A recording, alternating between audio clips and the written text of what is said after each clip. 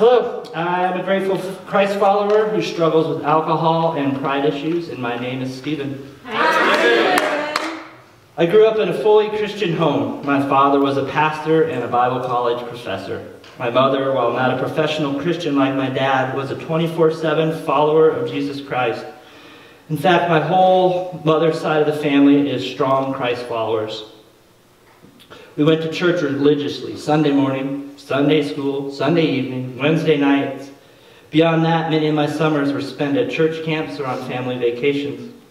I thrived in all these situations, memorizing the most Bible verses at camp, singing Kumbaya, being loved by my Sunday school teachers, making friends, and winning their admiration wherever I could. I had the part of the preacher's kid down to a science. For the most part, my early childhood was an idyllic Christian upbringing. We moved quite often during my elementary years. I lived in California and Colorado when my dad was going to seminary, then in Arizona where my dad planted a church, so I was a pastor's kid, and then in Texas when my dad was at Dallas Theological Seminary. We finally settled in the suburbs of Chicago during my junior high and high school years. I was very active in our church youth group all through these years, bought into the whole church thing. I excelled at sports, playing several all through high school and even some college basketball. At the age of 15, April 13th to be exact, I remember while alone in my bedroom one afternoon, I had felt this tugging at my heart, what some may refer to as that still small voice. Without any fanfare, I simply invited Christ into my life to be my Savior. I sat there for a while trying to figure out what had just happened. I was kind of nervous thinking, okay, so now what do I do? I decided to call my youth pastor and tell him what had happened. He was overjoyed. For some odd reason, though, I didn't tell anyone else, not even my parents. And as time passed, no one ever really even noticed. Honestly, there wasn't a huge, drastic change in my life. I had played the part for the last 10 years and already knew everything to say and to do. Several months later, I took the opportunity and stood up at church and told our congregation about my decision to follow Christ. I declared that I was no longer going to be a wimp, but a warrior for Christ. And with that, I was really all in. I was going to change the world, or at least my high school, for Christ. I was involved in a Saturday morning Bible study with a couple other friends at our youth pastor's house. I was going on youth mission trips to remote locations like Roatan, Honduras, even as far away as Farmington, New Mexico. Wow! Yeah, I was on fire for about 5 years. I attended a Christian Bible college in Chicago. It just happened to be the same one where my dad was a professor. As you might expect, once people knew who I was, they placed a lot of expectations on me. And I began to push against, even rebel against those people and their expectations. I remember a fellow student telling me he was praying that God would break me. At that time, I was like, wow, that's really harsh. The more people pushed me to do the right thing or make changes in my attitude, the more I dug in my heels.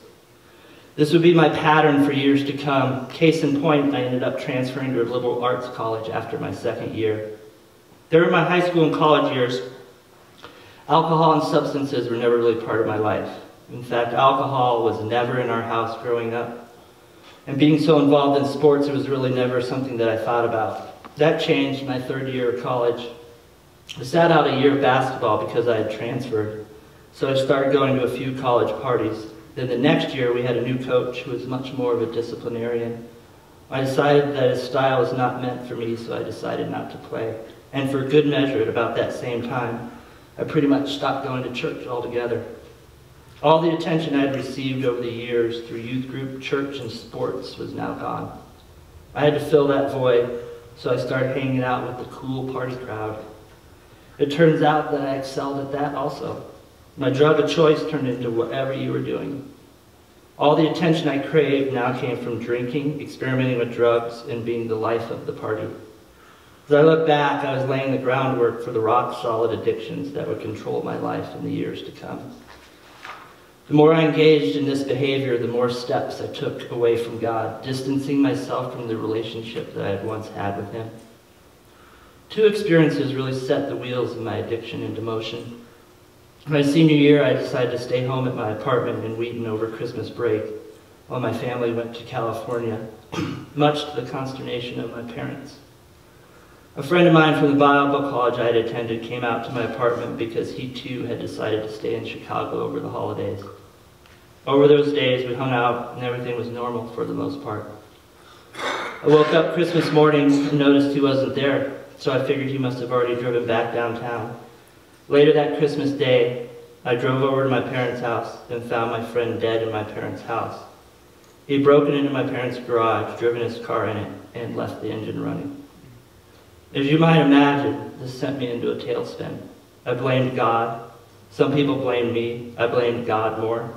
I was a complete mess. I didn't even attend the funeral. Instead of turning to God and my family for help, I turned to alcohol and friends who would drink with me in the loss. I shut people out and dealt with the loss by myself, stuffing my emotions inside of me. I wanted to forget the whole incident, wipe it from my memory, but I couldn't figure out how. I was angry, bitter, hurt, and digging in my heels even deeper. I didn't understand how God could allow something like that to happen. This was my first wake-up call from God about where my lifestyle was taking me. It didn't work. I used it as a reason to continue what I was doing and more of it to try and escape. It would take far more than a gentle nudge to get my attention. After college and some traveling around the country, I was living back in Chicago. In addition to my drinking, I had picked up a few other substance addictions. I had managed to get a DUI and was court-ordered to go to classes, better known as AA, Alcoholics Anonymous. This was the closed, court-ordered kind, not the public ones where everyone is welcome. At one meeting, they had drug tested us. I had failed the test and I tested positive for THC. I tried to argue that this was AA and I wasn't drinking, so it didn't really count. They didn't buy that argument.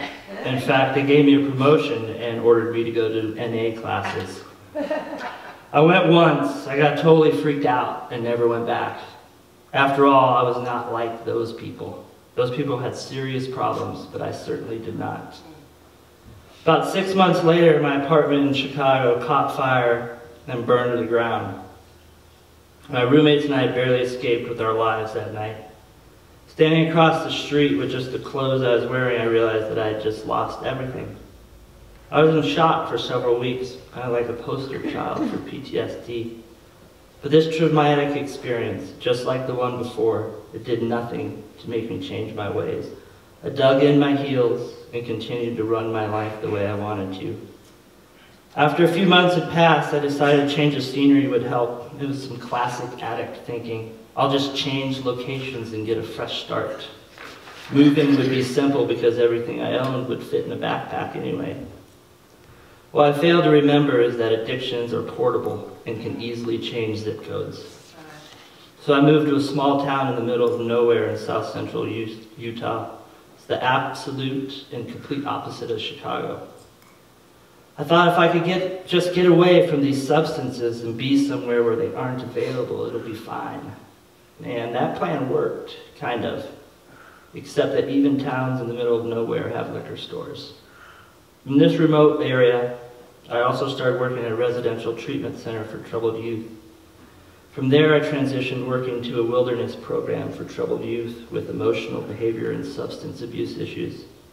There's a saying that people become therapists because they can't deal with their own stuff. To a large degree, this kind of proved true of me. At work like this, we would take these kids out in the woods for 8 days at a time. During those 8 days, you'd put your own life on hold while the job required 8 days of high focus as well as high stress. The intensity of those 8 days and the culture of the work inevitably led me to self-medicate with alcohol during my 6 days off. I really did enjoy the job, even with all the stress. Kids were being helped and change was happening. I spent lots of time outdoors, living a pretty simple and basic life. Things were going well. I even met my amazing wife while working there. Fell in love, got married, and bought a house. I even got promoted to be the field director. And then on top of all that good stuff, God blessed us with our first child, Judah. On the outside, things seemed fine. However, my drinking was slowly turning into a daily routine, a habit that seemed to help me cope with the stresses of my job. emergencies in the field, employee conflict, management issues, in addition to the primary focus of helping angry and confused kids. It was a slow progression of me inching ever deeper into a very dark place. I wanted to help these kids, but the voices inside my head kept getting louder and louder. Yeah, that's good and all, but what about me? What about me? Finally, after about 2 years of that, I'd had enough. The stress of my feeble attempts at coping by drinking had finally burnt me out. And like any burned out person is prone to do, I quit my job. I was convinced this would solve the problem, but what it did was it just gave me more free time at home, and that free time just meant more time to drink. Looking back now, I can clearly see that addiction had complete hold of me at this point. I can also see that I was too stubborn and too prideful to admit it. I insisted that everything was fine. I was trying to convince myself because deep down I knew I was far from it. In 2012, God blessed us with our second child, Isaac. My work opportunities consisted of doing work from home and some hours at a local outdoor shop. However, the opportunities for any additional work as well as educational opportunities for our kids were limited by our remote location. So we sold our house in Utah and moved to Dolores, Colorado. At this point, I didn't have a job. We were relying on my wife's business along with financial support. And in this new situation and location, my out-of-control drinking became obvious and undeniable to everyone except for me. I look back now and see that because they were so concerned about me, the people who loved me were doing everything they knew to try and help me. My wife would drop these subtle but clear hints. Stephen, you need help. I'm here to help you. I want to help you. My father came out and bluntly told me, because of your drinking, you're going to lose your wife and your kids. One of my good friends told me, if you don't get this under control, people are going to step in. I ignored all of them. I said, it's fine, I've got this. And I retreated deeper into addictions.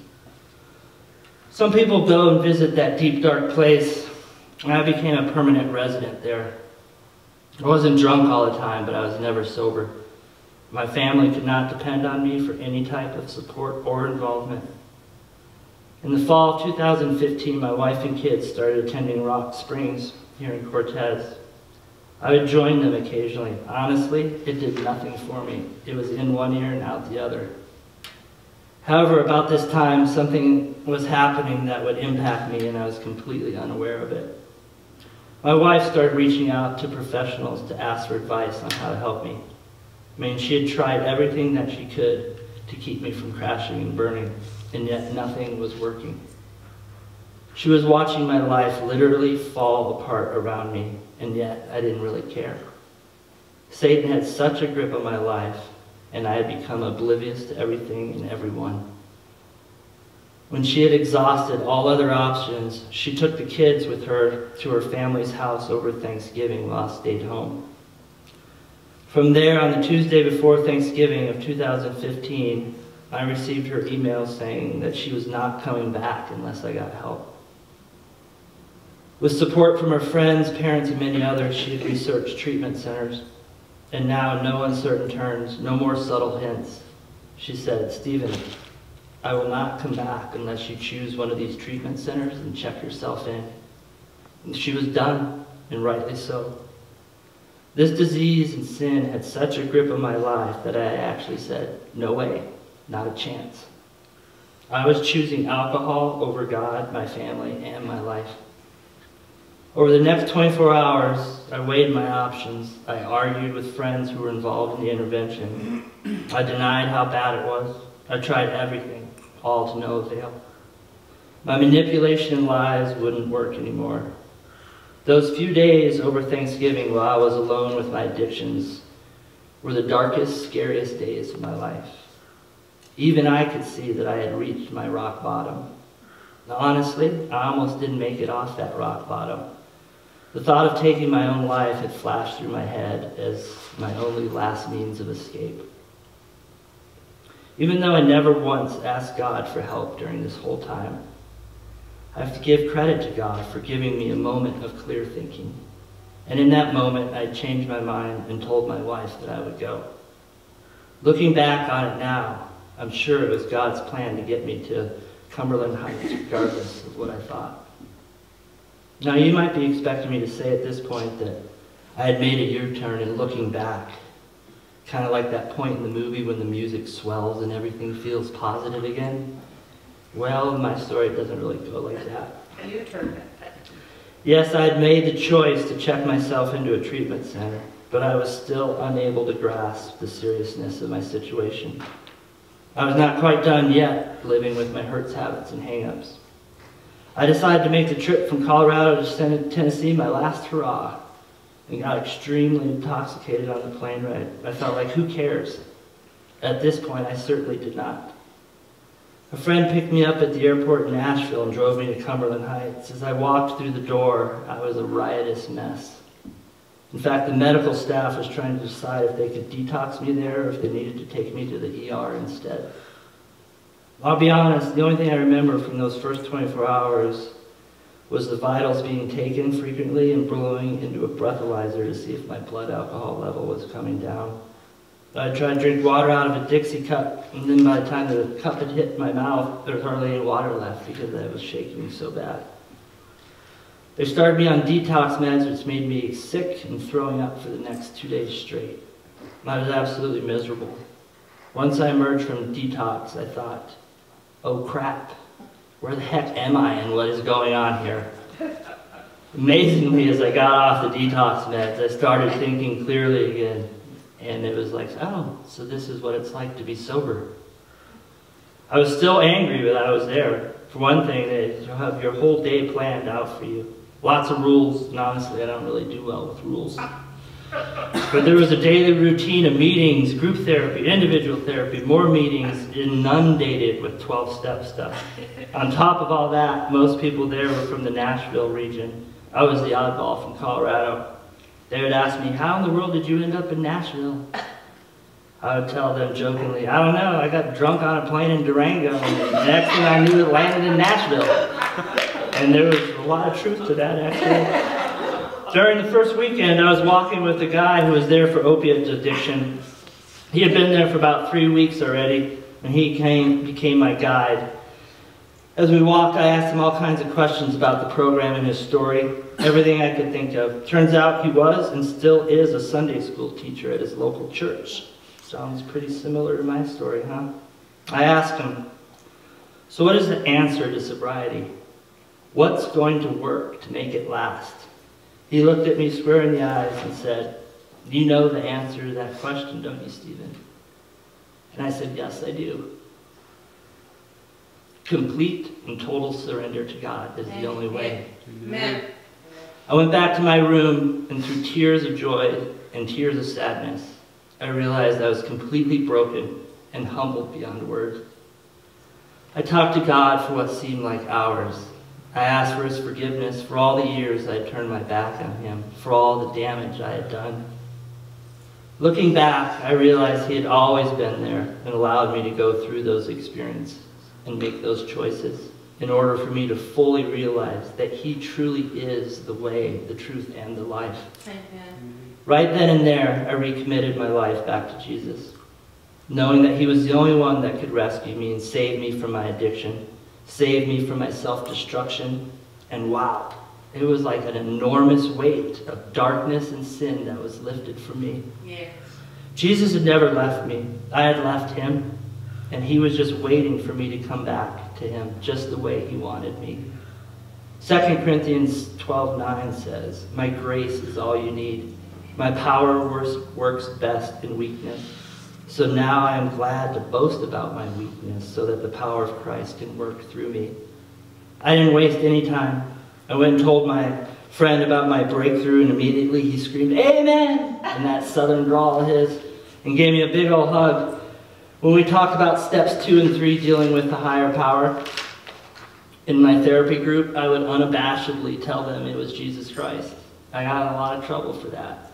Because in a secular treatment center, people might indicate that their higher power was a doorknob, or they might say, God as I understand him. Or they might refer to some magical higher power floating around sprinkling sobriety dust on certain people. That stuff made no sense to me. I was frustrated and conflicted by the whole situation. Then one afternoon, I remembered that Pastor David had given me a couple of books to take with me to Tennessee. It was Your First Steps to Celebrate Recovery and Life's Healing Choices by John Baker. As I began to read these books, it changed my whole understanding of the 12 steps, especially when I discovered that the 8 principles that Jesus taught in the Beatitudes. I was amazed. Now that made sense to me.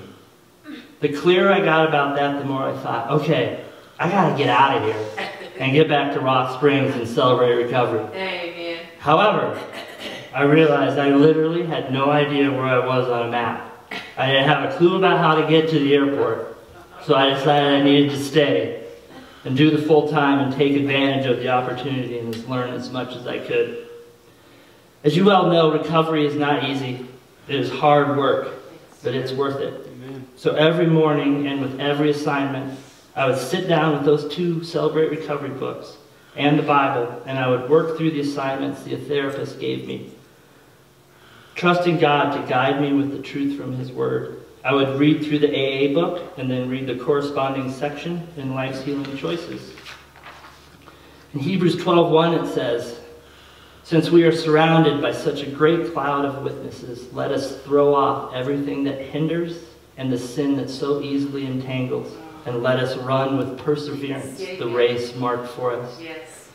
I was starting the race toward wholeness and sobriety. After 4 weeks, I completed the program and returned home in January. I look back over my time in treatment, and I can clearly see that God put me there, kicking and screaming, at that exact time with those exact people and with those exact Celebrate Recovery books. And it was for a reason. I had made some amazing friends there. I've also lost several friends that I knew there. Some have died, some have relapsed, some are in prison.